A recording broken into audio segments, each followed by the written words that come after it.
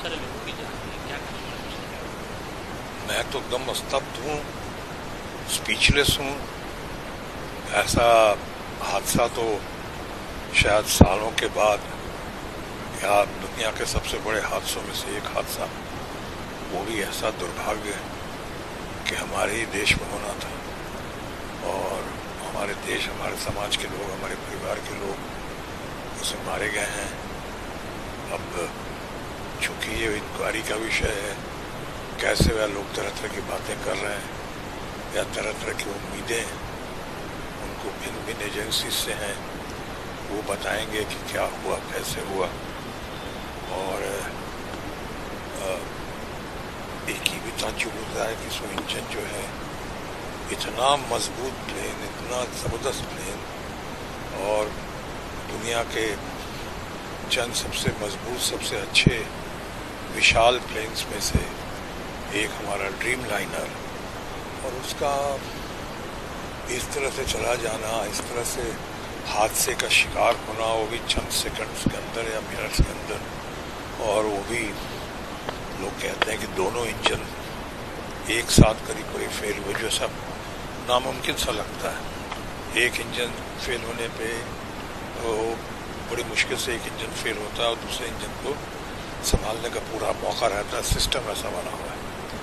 और हमारे सारे जानकार मित्र कह रहे हैं, मैं अपने छोटे भाई समान दोस्त राजीव प्रताप रूडी जी को सुन रहा था, जो बहुत अच्छे पायलट भी हैं, पार्लियामेंटेरियन हैं, और वो बता रहे थे कि ऐसा बहुत rarest of the rare cases में से एक केस हुआ है ये अपना बोइंग का, इस तरह ड्रीम लाइनर का इस हादसे का शिकार होना।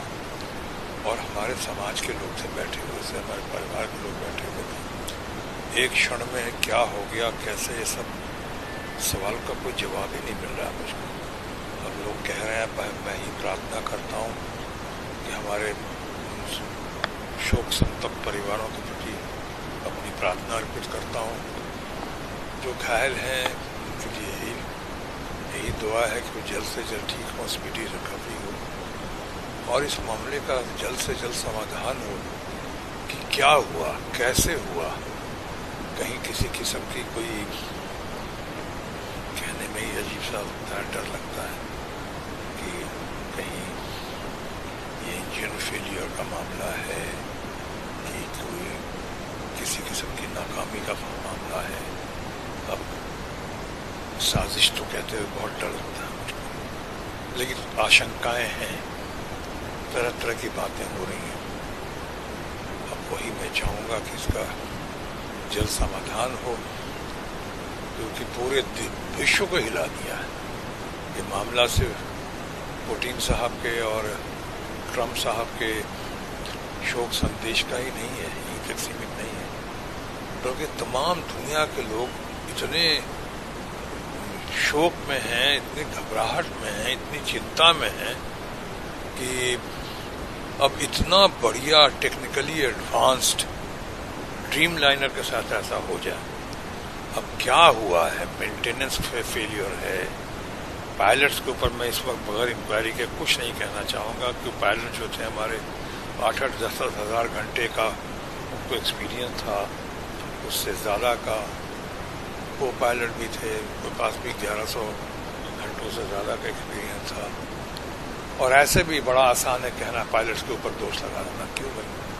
पायलट्स तो कभी, जो आदमी चला गया वो तो कभी कुछ कह नहीं पाता, वो उसका जवाब दे नहीं पाता है। तो अभी ऐसा नहीं कह रहा हूँ किसी ने ऐसा लगाया, लेकिन कुछ बातें होती हैं कि किसका है, क्यों।